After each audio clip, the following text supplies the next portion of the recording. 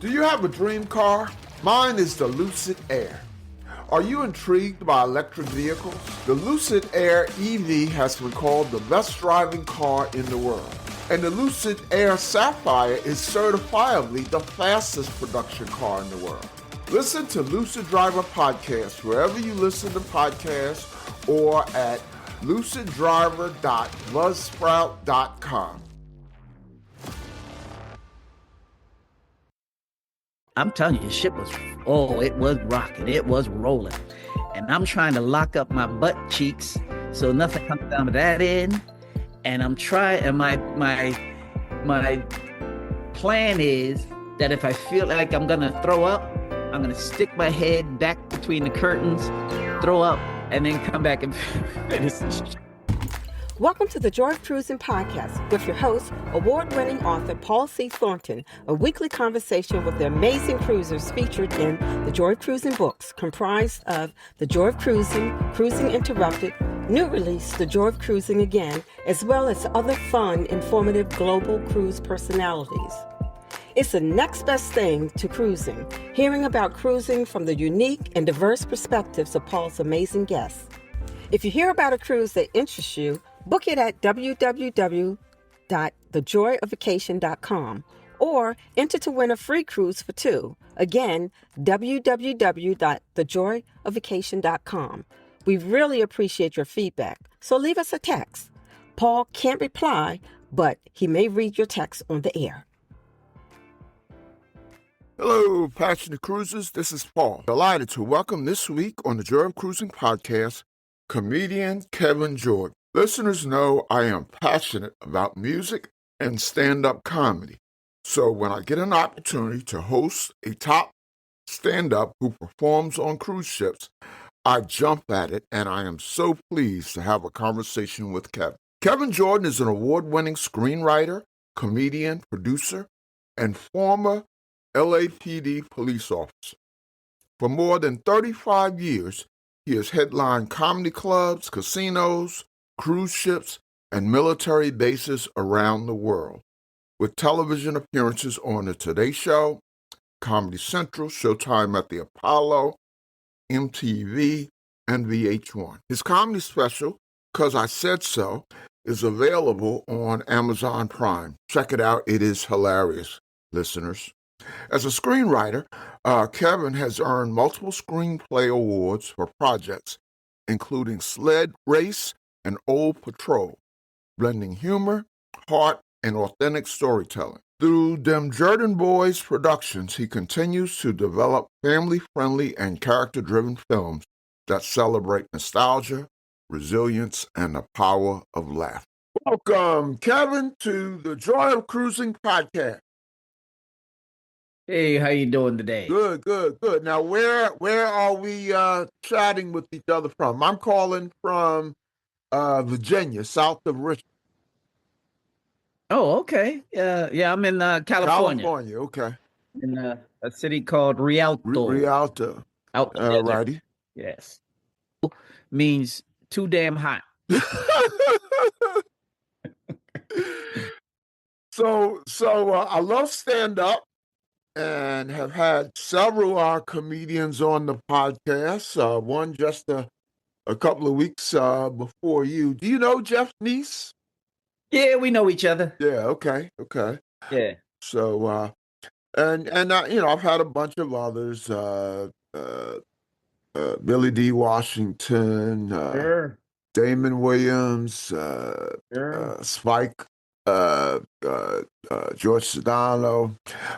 Before we discuss your illustrious comedy career and performing on cruise ships, tell our listeners about yourself in general. Where you're from, where you live, family, background, anything you are willing to share with the listener. Oh, okay. Well, I grew up in New York City. How about them Knicks, huh? Hey, well, we have something in common. Yeah, how about them Knicks? I grew up in Brooklyn. Right. Oh, did you really? Yes, I grew up in Queens, right? And matter of fact, I pretty much stayed in Queens. I went to Bayside High, and then I went to St. John's, and Uh, when I graduated from St. John's, you know what I realized? That I was the only one of my buddies who wasn't doing anything. Everyone either got married or joined the military. So I moved out west to California, find my fame and fortune. I wanted to be a cameraman for the Super Bowl. That was my goal. There you go. That's a And pretty specific goal. that was it. I wanted to be behind the scenes in television. Did you study that in college? Yes, that was my major at college. Okay, okay. Film and TV. Hmm. And let's see. And then what happened was I went to a job fair and they had a police department. The police department was there. Police department and the fire department. Well, on the police department's board, they showed that the police department had their own television studio. And I got to Ah. talking to the guy, and he goes, "Yeah, you could work in our TV department." I go, "Oh yeah, great." So uh I did all the tests and the tryouts and the interviews to be a police officer, and I became a police officer actually, joined the police department. And then I looked into that TV department and I realized I wasn't never gonna work in that, that TV department. now, It now, said, now, is it what they do, or what? I mean, what was it that made you decide? Nah, you're not working there. well, what happened was what they don't tell you is one of them type things on a job is that department, that unit, that TV unit were for guys who had 25 plus years on the job, didn't want to retire, just wanted to have a cush job and kick back. So you was never getting in that unit. Okay, one of those So retire in place position. exactly, and what they would do is they would make in-house videos or they would produce training videos for the academy, that kind of thing. That's what they did. So it wasn't really creative type work. It was kind of just in-house factory work type thing, filming type stuff. But I realized I was never going to get there. But I just keep trotting along being a police officer. And I went one day, me and my buddy went to a comedy club, and I didn't think anybody was funny. He thought everybody was funny. We got into a big fight about who's funny, what's funny, how's funny. So then he dared me to go up. I said, all right, I'll take that challenge. And so the next week we went back. It was the Improv in West Hollywood. And we went back and you had to put your name in the hat. And if they pulled your name, you got to do 5 minutes. All right. So this night, put my name in the hat, and they pulled my name about fourth or fifth, somewhere in that ballpark. And I had my little 5 minutes of jokes lined up, and I get on stage, and I remembered about 3 minutes of it. 5 minutes was back then was a long time. So I remembered about 3 minutes of it, but I tell you what, I got such big laughs, and it felt so good. I was like, oh my goodness, this is where I belong to be, and that's all me and my buddy talked about for the next week was this joke worked and that joke worked, and I wish I had done that joke. And oh man, did you see? They were laughing. I was just, oh my goodness, I was just overwhelmed. And so I just kept going back, kept going back, kept going back, kept getting better, and here we are. So when you were doing these, pull your name out of a hat sets, so you had no comedy background at all.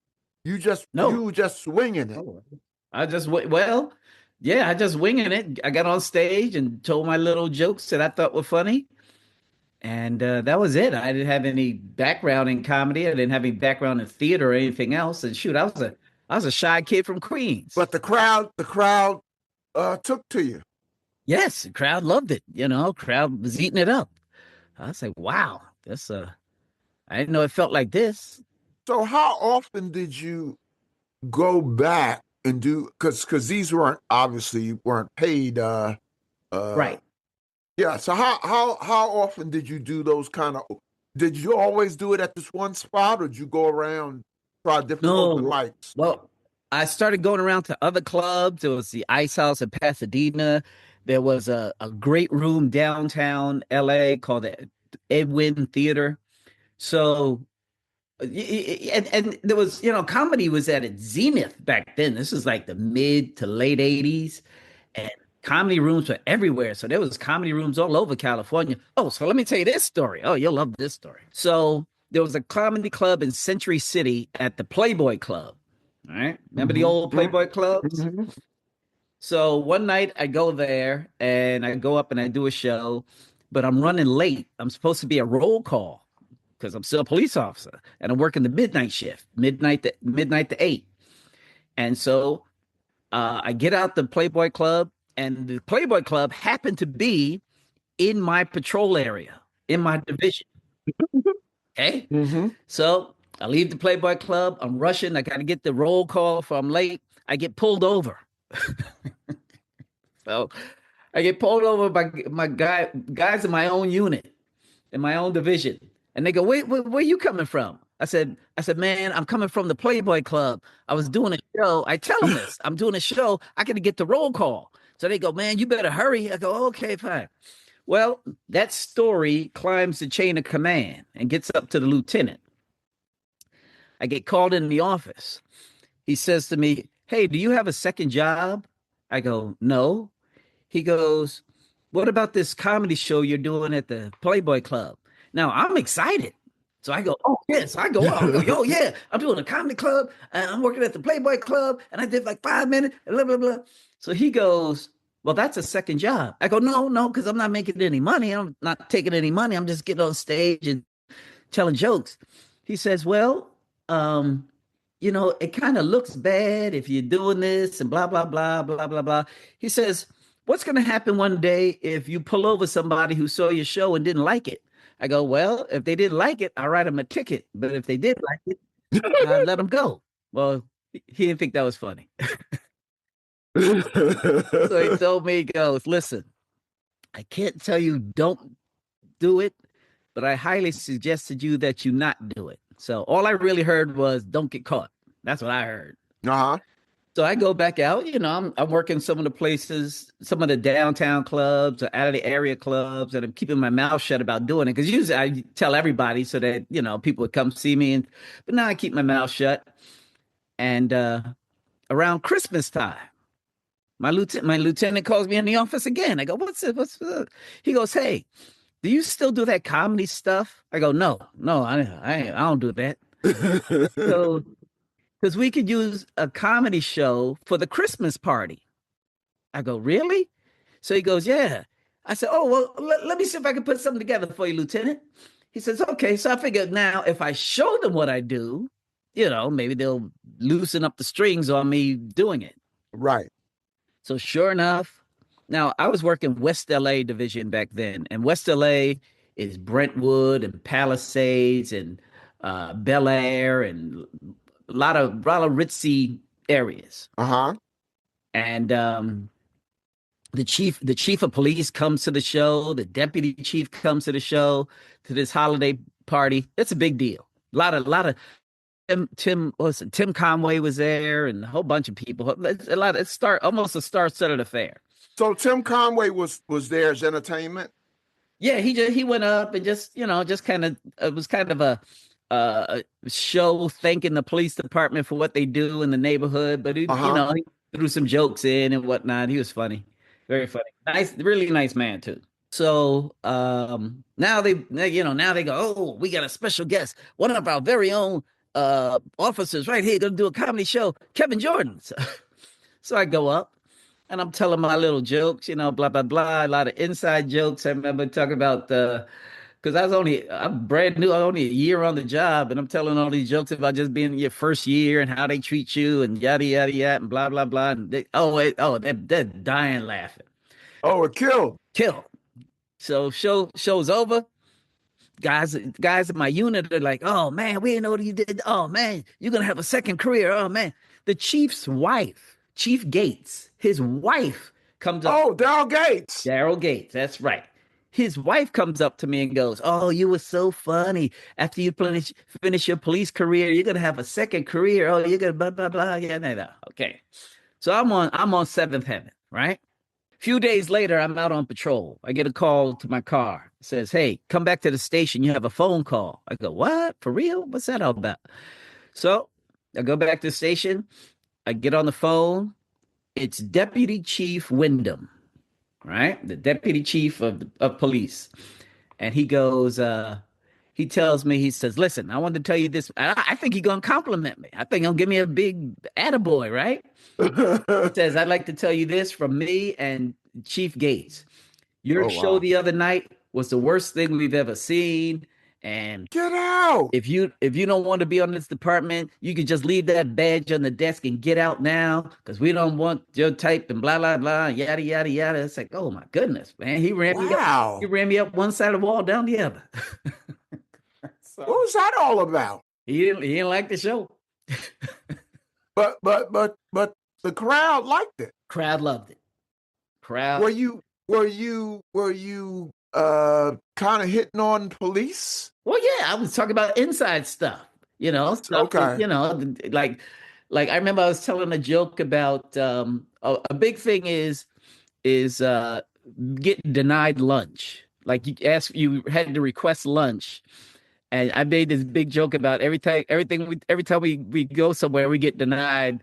We're trying to eat lunch and we get denied, and everybody's just cracking up because I kept saying denied handle two, denied handle three. So they're cracking up.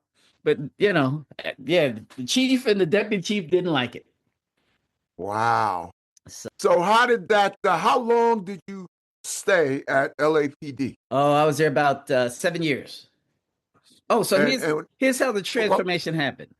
go ahead. So, um, I was working at a comedy club called the Ice House in Pasadena, and that wound up becoming my home club. And I'm doing their open mic once, and the guy who owned the club, a friend of mine named Bob Fisher, he says to me, he goes, "Hey, you're very funny. I'd like to book you a year from now at the club." I said, "Oh, thanks." Blah blah blah blah blah. And he says to me, "I got a feeling in about 6 to 8 months, you ain't gonna need that police department anymore, and you could be doing comedy full time." Now, when he said that, I go, "Oh man, that was it. That was what I needed to hear," because I was, thinking about doing it. So about a year later, he asked me if I wanted to work. He had a club in Houston, a club in Indianapolis, and a club in El Paso. And he asked if I wanted to work them. And I go, "Yeah." Now, I don't know how I was going to get the time off to go work. I can't be getting I think it was 8 weeks. I said, "I can't get 8 weeks off to go work the road. Are you crazy?" So my police partner told me, "Hey, just take a leave of absence. They'll give you a leave of absence. You go see if that's what you really want to do." So sure enough, I applied for a leave of absence. They gave me a leave of absence. I go work 2 weeks in Houston, 2 weeks in Indianapolis, and one week in El Paso. And the shows were so good, and it was just felt so right that I came home. I told my partner, I told him all about it, and I told him I was going to quit. And he says to me, he goes, "You can't quit. You just bought a house. You just bought a new car. You stuck here like the rest of us." And when he said that, that was the light bulb that said, "You know what? I don't want to ever be stuck anywhere I don't want to be." And a few months later, I went ahead and put in my request to resign.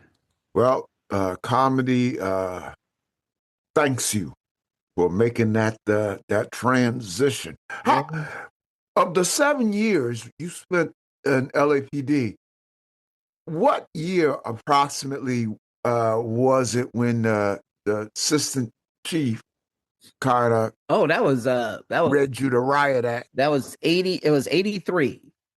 I know it was a year before the Olympics because So how much longer did you stay? about 4 years after that. Okay, Yeah.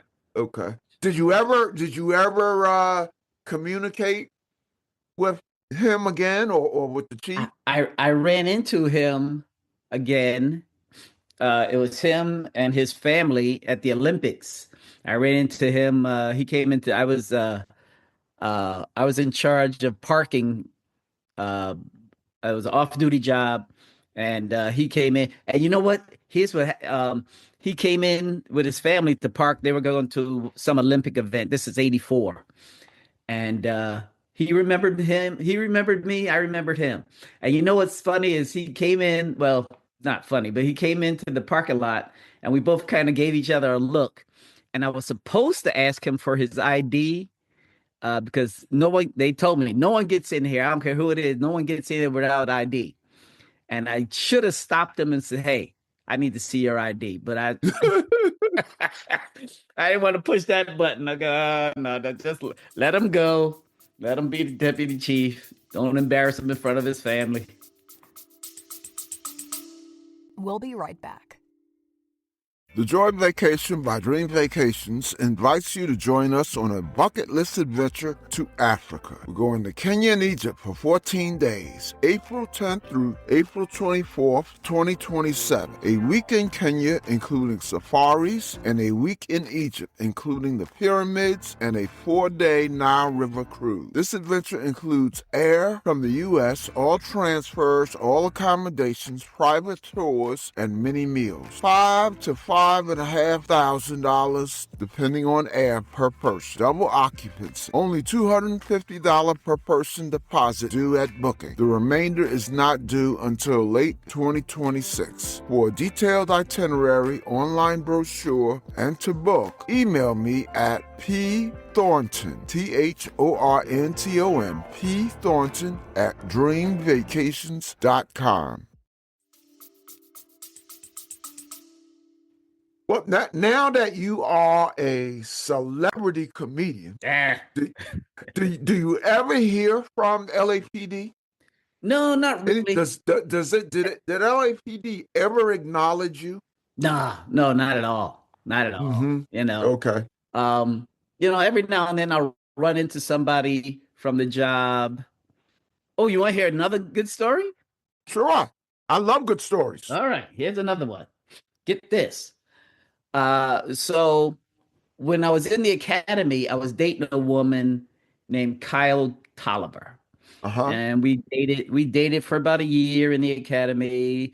And then she dumped me, actually, because she said I wasn't serious about life and I don't listen, blah, blah, blah, blah, blah. Whatever. I don't know. What she was saying. I wasn't listening.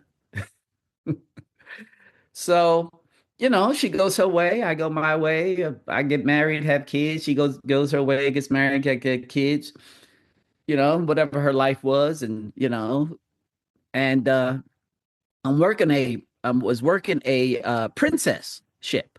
Mm-hmm.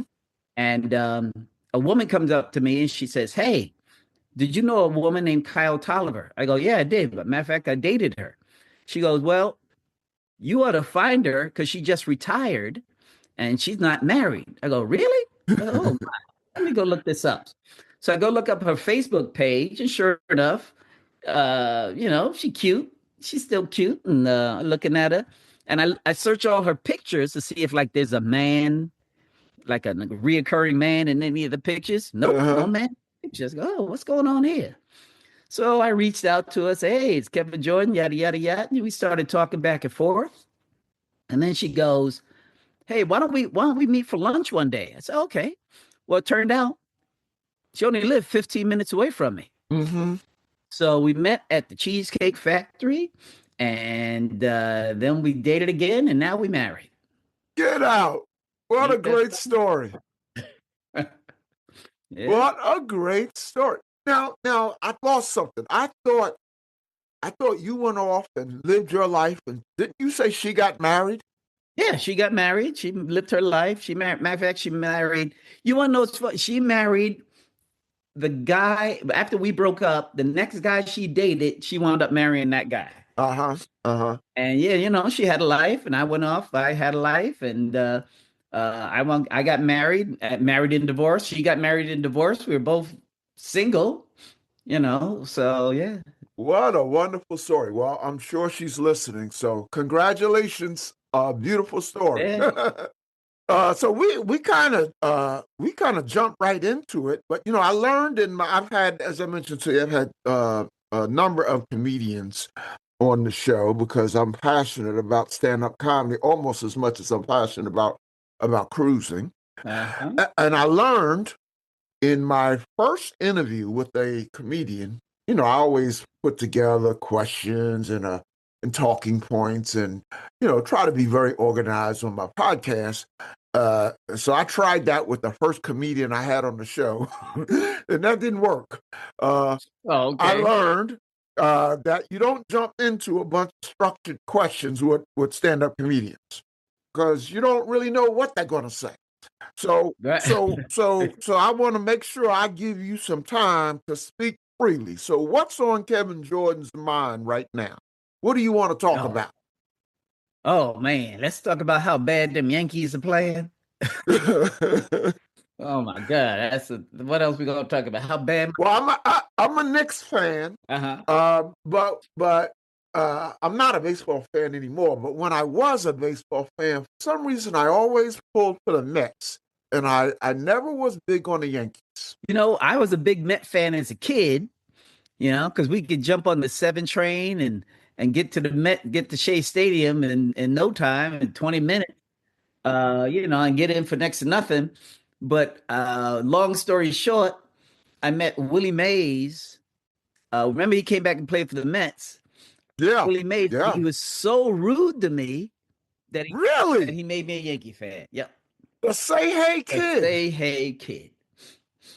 So Man, rude. I hate when I hear stories about people that I imagine are very nice and I learn differently. And then I've heard stories of people who I think are kind of cold and I hear good things. Right. Yeah, yeah, it goes both ways. It goes both Yeah, ways, that's yeah. for sure.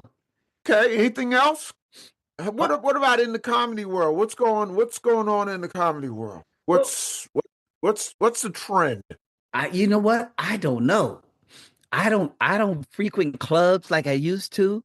I guess the trend for a while was everybody was doing what do they call it? Crowd work. That was the big Yes. everybody's doing Yes. crowd work and blah blah blah. Listen, you know, there's a comedian you probably remember him named Jimmy Brogan. I don't know if you know him. He Don't wound don't up don't remember the he name. wound up being the head writer for the Tonight Show and uh Okay. he had a TV show a hot second that didn't work, but his whole thing was crowd work, where you from, what are you doing, make fun of that, blah blah blah. Listen, crowd work's been around forever. But the thing about it is now with social media, if I do the crowd work, I make you famous, you make me famous. You filming me while I'm filming you. So it's nothing new. It's just new to the new crowd. I mean, if you 20 something, you ain't, you just got here. You young, you've never seen, you don't know a Richard Pryor, you don't know a George Carlin, you don't know all them guys. So everything new to you when you're 25 years old. Mm-hmm. So everything Mm-hmm. old is new again. That's all I'm saying. So, you know, comedy's gonna change its forms and how it's been done, for forever. Mm-hmm. You know? You mentioned Richard Pryor. That's my undisputed number one. Do you have any comedy heroes? Oh shoot! Yeah, listen, Pryor's king of the hill. We used to sit around there before television. We used to sit around, listen to all his records, and my father had all of them. Nipsey Russell, right? Who else? Who else back in the day? Flip Wilson. I get compared to Flip Wilson from the older generation all the time.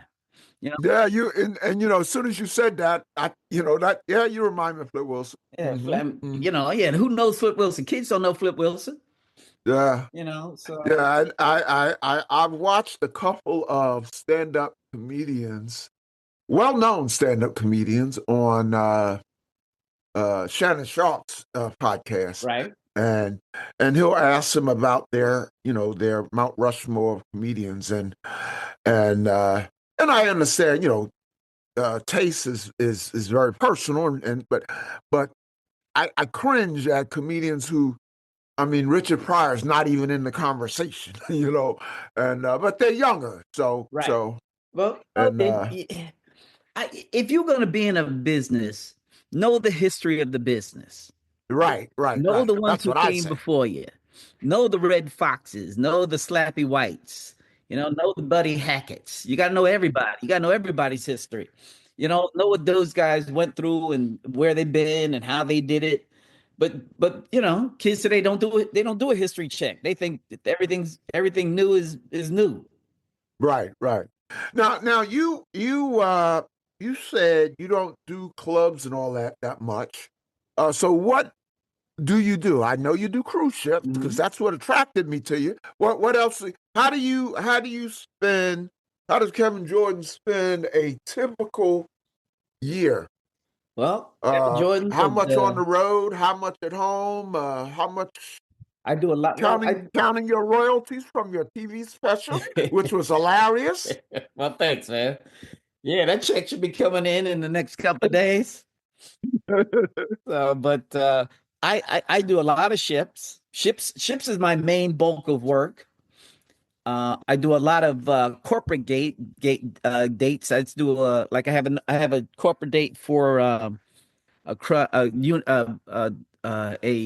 organization called Crime Busters coming up. I have a corporate date with the city of Albuquerque Police Department coming up. So I do a lot of police corporate dates. And like you said, I do a lot of retirement communities. They always do comedy shows and I'll do those. But the thing about I'll do a comedy club if it's close, if I ain't got to travel long to get there, and if I could play a lot of golf while I'm there. That's my criteria. Just about every comedian I interview, I don't like the word interview because I consider these conversations, not interviews. But every comedian I have a conversation with talks about corporate work. Uh-huh. And I worked a long time in big corporate, for the ninth largest company in the world. And we never had stand-up comedians. Why did we lose that? Yeah, well, what's with the police department, a lot of them are getting into this what they call wellness training to something different away from their jobs. And I mean, what's more different than comedy? Yeah. So if you can sit down and have a laugh or an evening of entertainment, it makes you a better overall person. Hey, listen, what's the old saying? Comedy is the best medicine, right? So if you put on a good comedy show for a group that's usually serious, especially like police department, fire department, first responders, things like that, it just helps out their overall wellness. Yeah. Well, my company definitely needed it because it was definitely too serious. So what's the last cruise ship you performed on? Oh, it was like I call it triple header because I left MSC and I went straight to Celebrity and then I went straight to Princess. So it's kind of a triple hit on that one. I've been on all three. Do you find are there subtle differences uh working the various lines? Yes. Or is And it all see, pretty much the same? so okay, they're the same, but they're different. For and where we come from, like because we're working. So we look at it different than a passenger looks at it, right? Does it have a waterfall? Does it have a roller coaster? Is the food good? Yada yada yada yada yada. Most entertainers look at, did you guys treat me well? Get me on and off the ship? Are my accommodations good? That's the kind of thing we look at when we get on board. Um, were your stage people professional? Did you do everything you could do to make my show a good show? That's the kind Right. of thing. That's the kind of thing we look at. So it's a little different. Other than that, to us, most of them are all the same. There's subtle things like uh, Princess has the best pizza. Uh-huh. Celebrity has the best buffet. Who else? Who what would I give You mentioned MSC. MSC? Nah. They're starting to because you know this, they're trying to break into the U.S. Yeah, market. they're coming. They're The coming. ship is beautiful. That World of America, it's a beautiful ship, really nice ship, but they're starting to penny pinch. And when ships start penny pinching, it's like, oh man, that's I gotta go. Now, have you worked Carnival? Yeah, I did one Carnival ship. They treated me so bad, I never went back. Okay, okay. Reason I asked about Carnival, I wanted to ask you something in particular because on Carnival, as you know, I don't know how long it's been since you've been, but on Carnival, they usually have uh I like Carnival comedy. To me, that's the best line for comedy, but that's that's a value judgment. Right. They got the comedy Yeah, club yeah. But and they invest heavy in their comedy yeah, club. and so typically, what I've found on Carnival is that the comedians do a quote unquote family show, and then Hmm. they do adult show or spicy, whatever you want to Right. call it. Now, I Right. watch your show on Amazon. What's it called? Prime Video. Amazon Prime Prime, Video, right. and I thought it Right. was hilarious, but it was well, not but, and it was absolutely clean. And so when I was Right. watching it, I thought about you, and I said, I wonder what my man does on Carnival. So, so do you always work family comedy, or is there another side to you? Oh yeah, I have another show. I have an adult show. And I use it when they when they need it. Like on Celebrity. Celebrity, you do a main show, and then you do an adult show, and that's most comedy cruise lines. That's what you do. You do an adult show, and you do a family show, and yeah. So I have one of each. The problem with the a lot of young comics who come on ships is they don't have that family show.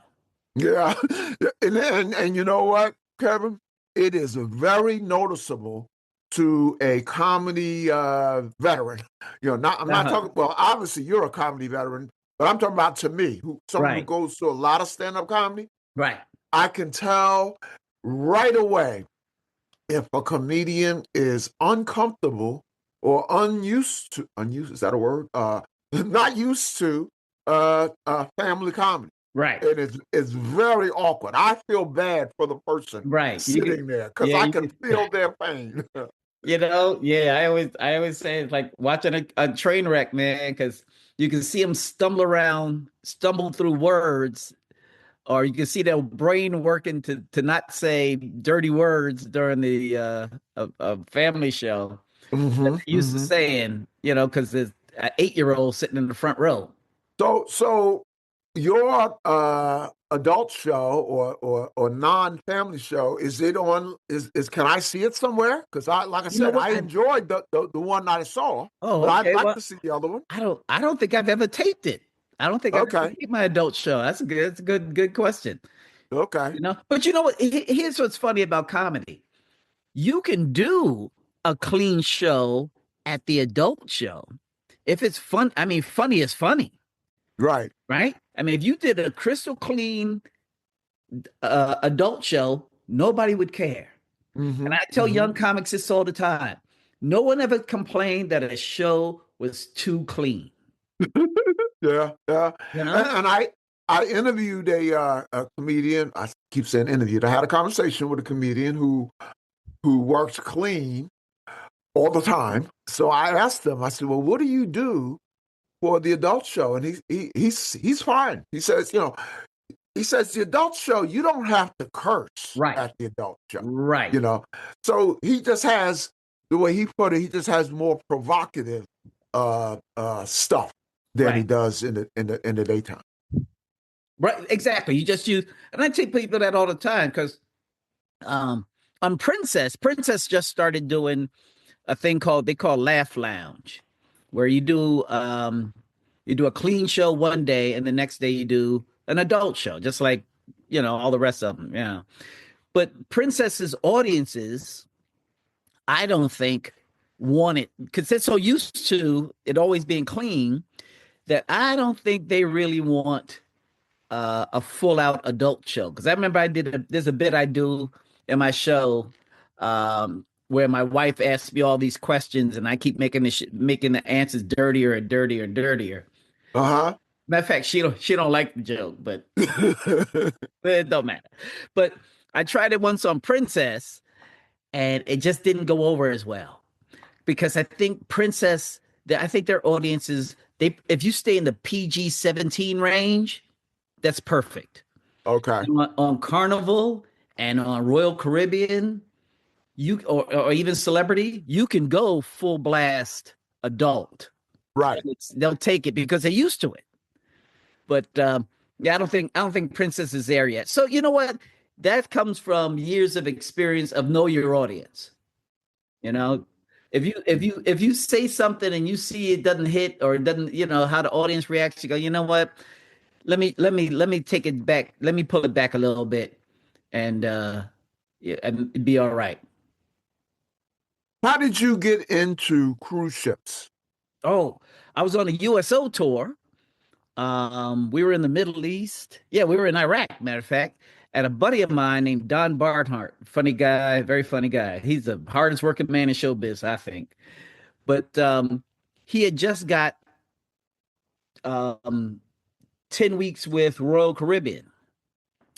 And he told me about it. So I said, "Oh man!" So I sent the head of entertainment at Royal Caribbean a tape, and she sent my tape to an agent and asked her, "Hey, do you handle this Kevin Jordan guy?" And she said, "No." She goes, "You should." And the next day they called me and says, "Hey, listen, we could get you this and we could get you that and blah blah blah." And I tell you, the first ship I ever worked was the Radisson Diamond. Never heard of it. Never heard. Yeah, it was a ship that mostly worked in Europe. It was an all inclusive ship, everything all inclusive, and it was a twin hull. If you get a chance, look it up one day. Google it. It was a twin hull ship, looked like a giant catamaran. Wow. And so when the first Gulf War came about, they took the ship and they brought it to America to just get it out the way to fighting. So they brought it to America, and it was the first ship I ever worked. And it's funny because, like I said, it was all inclusive. But so I was on the ship for 2 weeks, and the first week, I'm meeting the passengers, and they only had one dining room, so they had to sit in the dining room with the passengers and would drink, and you meet the people and blah blah blah. So the second week, the cruise director calls me and the singer into the office. He goes, "Listen, the all inclusive, that's for the passengers, not for you. So if the passenger want to buy you drink, you say no, and then you go and you buy your own drink." And so the other guy, like, I'm brand new, I don't know, I don't know. I guess these are the rules. So the guy next to me, the singer, he an old vet with ships. He says to the cruise director, he goes, "Let me ask you a question. You think that me and Kevin are going to drink so much that we're going to put you out of business?" He goes, "No, that's not the point. The point is, the inclusive is for the passengers."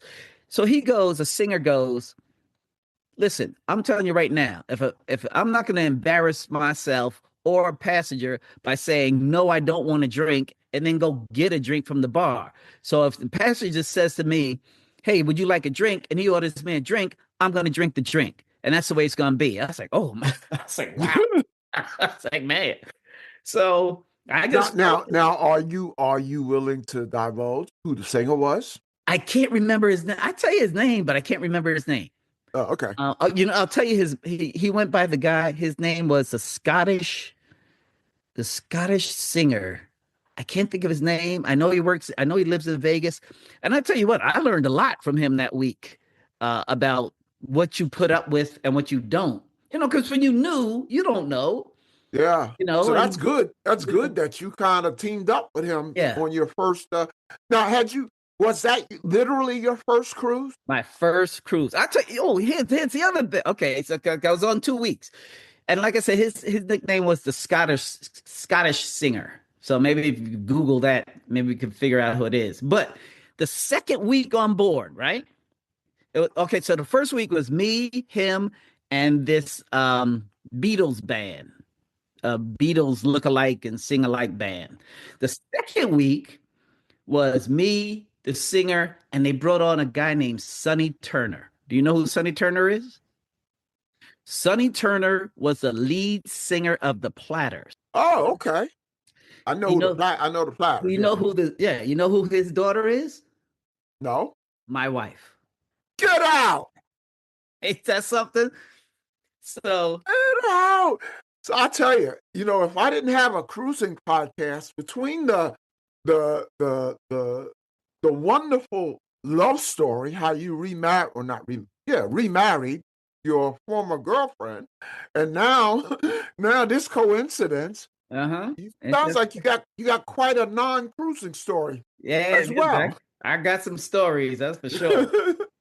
So, but yeah, it was her father. I worked with her father on the ship, and I remembered from when we were dating. I had never met him when we were dating.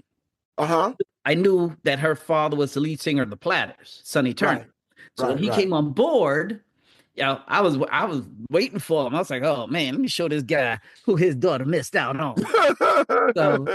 So I went up to him and said, hi, Mrs. Turner. My name's Kevin Jordan, blah, blah, blah. I know your daughter from LAPD. We dated for a while. And I said to him, yeah, you know what? I was almost your son-in-law. And he goes, yeah, right. And he walks away. I said, oh, snap, for real? Wow. So that night I had to do a show. And I said, I'm going to show Mr. Turner how you do a show. Right? I get on that stage and bam, bam, I'm bamming out my jokes, yada, yada, yada. Show goes good. Next day, he goes and he does his show. Man, I tell you what, that was some old school, real entertainment. I learned a lesson that day. He dancing, he singing, he jumping on the piano, he doing the splits, he going in the audience doing the jokes. I go, man, this is an entertainer. This man knows how to do a show. And I'll never forget that. I go, this guy, you know what? That was a show and a half. Now, at that point, your current wife, his daughter, was out of your life, right? Right. We hadn't seen each other in years, and So now that you all have reconnected, is he around? Have you met him? Well, yeah. We used to go to his house. He passed away about 2 years ago. Okay. But we would go to his house all the time. Matter of fact, we did a show together in Vegas. We did it, and right up to the time of his death, God bless him, we were still talking about doing shows together and he still had dates on the books. He was doing a lot of shows. He was busy. Wow. But small world. Talking about a small world, huh? Yeah. So then you moved on, and you kind of became a veteran of cruise ships. Didn't need to look to the other headliners in terms of the rules and what to do and all of that. I know now. Now I'm the one telling people what the rules are and what to look for and things that happen and things that you shouldn't put up with. Well, I know that COVID shut down your cruising career. How did it talk about how it impacted you as a professional? Did you participate in any of those online comedy events? No, I didn't. I didn't do them. They just weren't for me. So I just kind of avoided all those online. A lot, they were good if you're a magician or things like that. They were perfect, but I didn't want to do all those. Actually, I loved the pandemic when the pandemic hit. I was home, didn't have to travel anywhere. Really? You're one of the few. Yeah, listen, I didn't have to go anywhere. Didn't have to travel. I got both my screenplays written, and I was concentrating on that. So yeah, so it was a nice little break for a while. I mean, and listen, I lived in California. So California, they were taking care of us money-wise. We were getting federal money and unemployment money. Oh, okay. Listen, So you weren't in no, terrible shape. I was doing okay. I understand now why people who when they get fired or leave a job and get on unemployment, why they never go back. Oh, Lord have mercy. Mm-hmm. Mm-hmm. I get it now. I would never, if I got unemployment today, I'd never go back to work. Mm-hmm. Well, you mentioned your screenplays, and uh, uh, you've been awarded for your screenplays. Talk about that aspect of your career, and does it inform your comedy at all? Well, yeah, well, the screenplays, I wrote a book. That was the first thing I did. I wrote a book called When the Streetlights Came On. It's on Amazon, and it's all about it's kind of autobiographical. It talks about the kids today versus kids back in the day, and all the things we did as kids and got away with, all things kids don't even do anymore. Like just go outside. Good Lord, they don't even go outside. But Now, from the book, now, was the book sort of like tongue in cheek? Was it comedic or just oh yeah, no, the book's funny. The okay? book's funny. Okay. And like I said, it's all about, the trips like my dad had one of those big giant station wagons that used to pile us all in and and the trips we would go on and places they take us, like they would but we lived in, like I said, you know this. We lived in Queens, right? So my father would take us to the beach, but we get up like at 6 in the morning. My mother would fry chicken and pack, then we drive around and blah blah blah. And we finally get to the beach. So when I was a kid, I thought the beach was like 2 hours away. The beach was 20 minutes. The beach was 20. My father used to drive around and do all these errands and all this other stuff. I didn't. But anyway, so I wrote the book, and then I had the idea for a screenplay based on the book. And if you think of Everybody Hates Chris meets Christmas Story. That's what the movie is. It's about this kid who gets bullied in his neighborhood, and he wants to win the big sled race in the neighborhood to get respect from the bullies and blah blah blah. So very funny movie.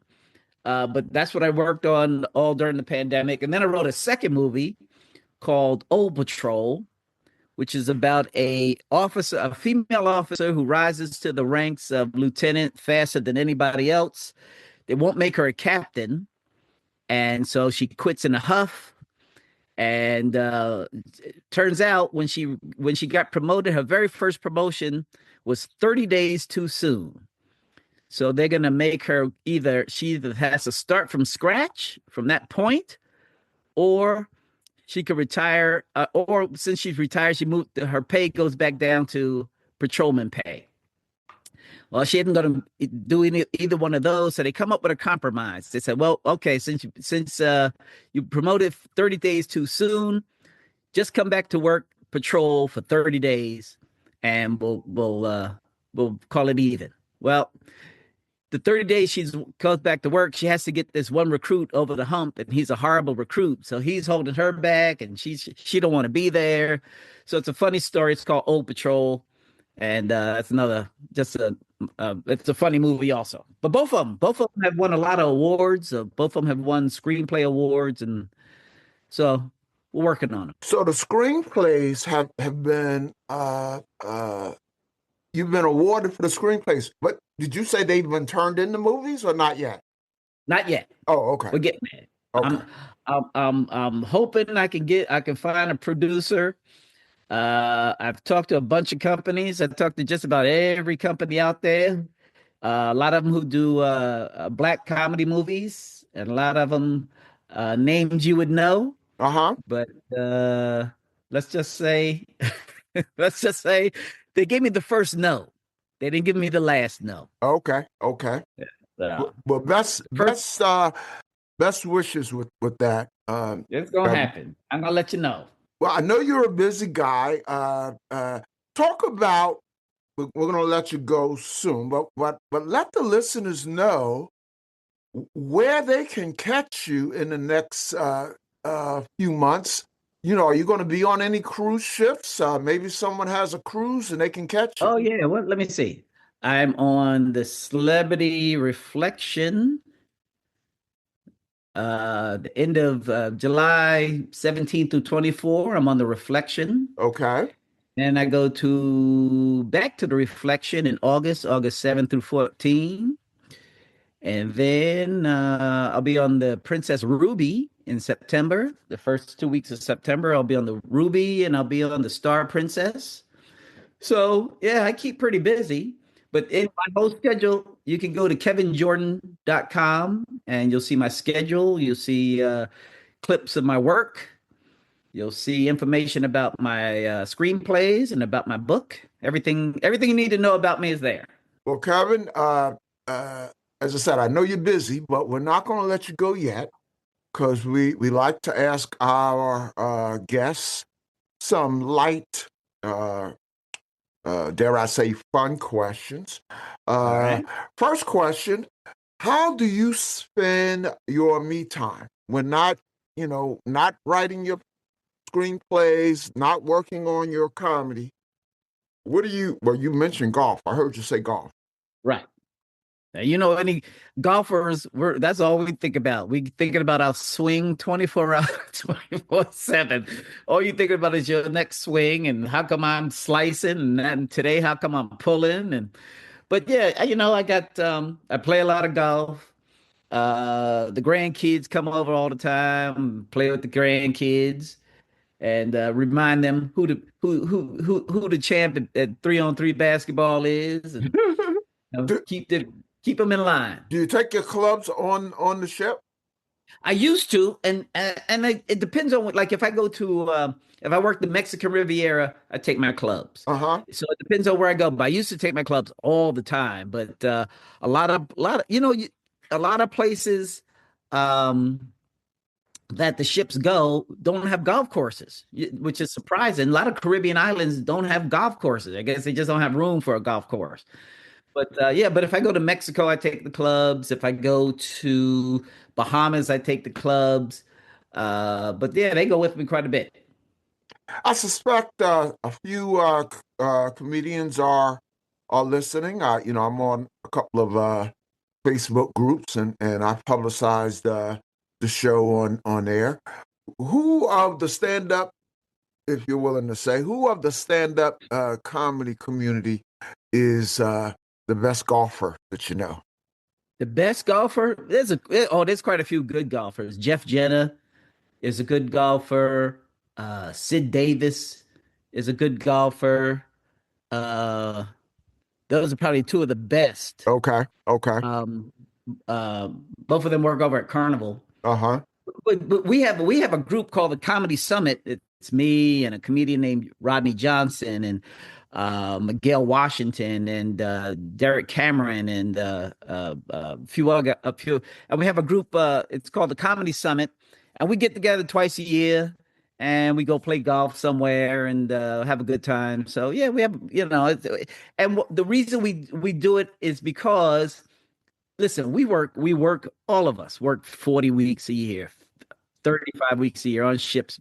So we want to have time to just get away and hang out and have a good time. Just comedians. Okay. Next question. What's your favorite cruise drink and cruise food? All right. My favorite cruise drink is a Wang Wang. Oh, I know what that is, although I don't think many listeners know. It's like a Long Island iced tea, but they put something else in it to make it red. I don't know what they never I don't know but it's got about 10, 11 alcohols in there. And you only get it on Holland America.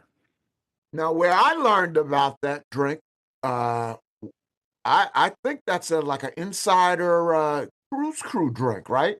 Yeah. It'll knock you down. Yeah, I had a Holland America. He was a videographer from Holland America, Uh-huh. and he told me about that drink. Yeah.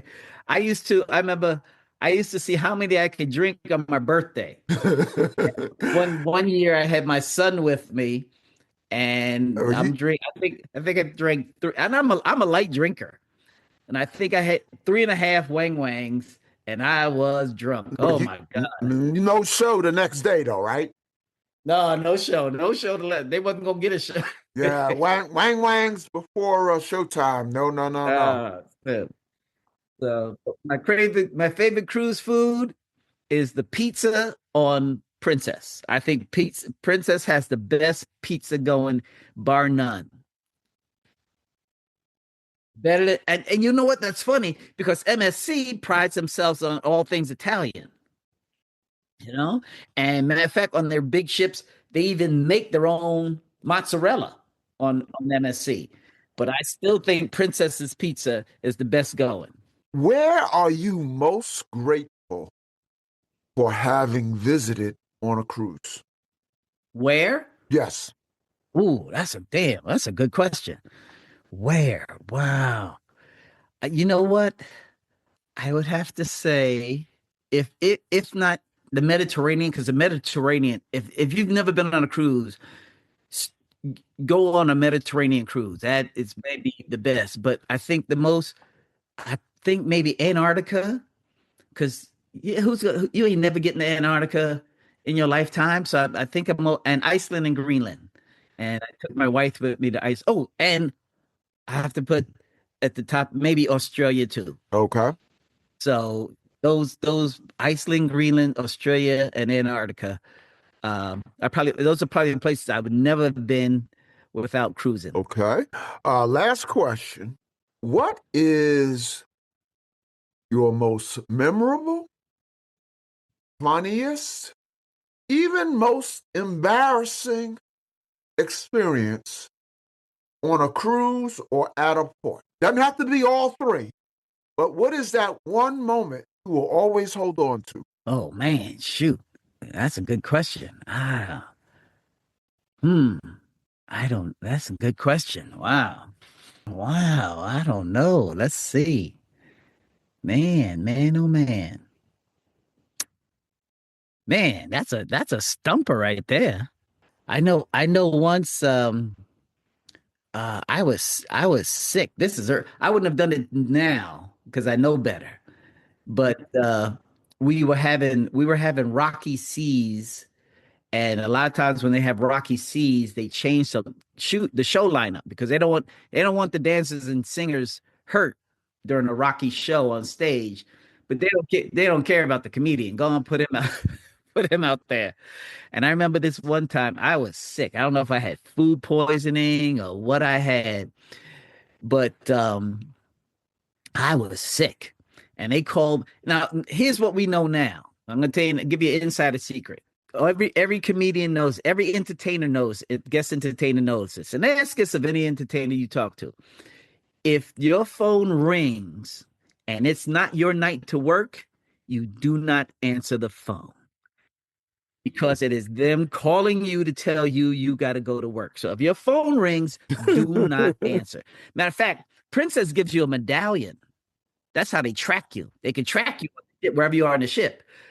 I never put that medallion on. I leave that medallion in my Uh-huh. room and I never Right. ever. So anyway, okay. So this one ship, like I said, I am sick. Oh my God. I don't know if I got norovirus or something, but I am sick. And the ship is rocky, which makes it twice as worse.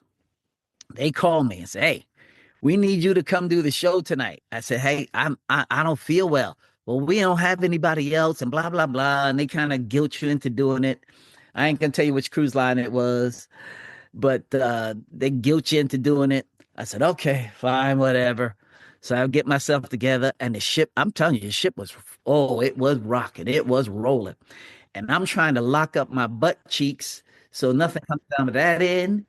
And I'm trying, and my plan is that if I feel like I'm gonna throw up, I'm gonna stick my head back between the curtains, throw up, and then come back and finish the show. Now, that's my plan. That's my best plan. So, and the audience, and the theater is only half full because people are sick. Nobody's about. Right. But knock on wood, luckily enough, lucky. I got through the show. It was supposed to be a 45-minute show. I think I did about 35 and bailed on the last 10 because like I said, I was sick and I was trying to keep my cheeks locked up so I didn't crap my pants, and every time the ship would swell, it felt like I was gonna throw up. It's like, so yeah, so oh man, that was that was a rough night. That was a rough night. Did you tell the crowd you were sick? No, Do you think they knew? they had to have known. They had to have known. Oh man, Okay. they had to have known, man, because it was, oh man, it was bad. It was bad. I think they was. Well, I'm sure you killed. I don't know about that one. Kevin, it has been a pleasure having you on the Joy of Cruising podcast. This was a lot of fun, and like I said, I wish I had a more general interest podcast because I'd like to have you back on because you sound like you have some interesting things to talk about. But all right, man. Well, listen, man. When you get around to go around the alphabet and get back to the J's, you call me Kevin Jordan. I'll do it again. We talking about some more stuff. All right, man. There you go. I will hold you to that. All right. Let me tell you one more time. Tell people kevinjordan.com. Everything you need to know about me is there. And the clips and my book and my screenplay. And if you're a producer, give me a call. Let's get this movie made. All righty. And as I like to say, Kevin, we will see you on the ocean. I hope so, man. I'm looking forward to it. All right, man. Have a great day. Thank you. You take care. All right. Bye. The Joy of Cruising and Cruising Interrupted, each $16.99 plus shipping, and new release, The Joy of Cruising Again for $18.99 can be ordered at the link on thejoyofcruisingpodcast.com. For each of the 3 books, use the discount code Joy of Cruising Podcast and get $4 off. The Joy of Cruising books are also available at Amazon. Order the ebook at Amazon or your favorite online retailer. Stay in touch by joining the Joy of Cruising Podcast Facebook group or following the Joy of Cruising Podcast on Instagram. We're constantly adding new shows. Please leave a review and tell a friend about us. We hope you enjoyed this brief escape to the ocean. See you next week.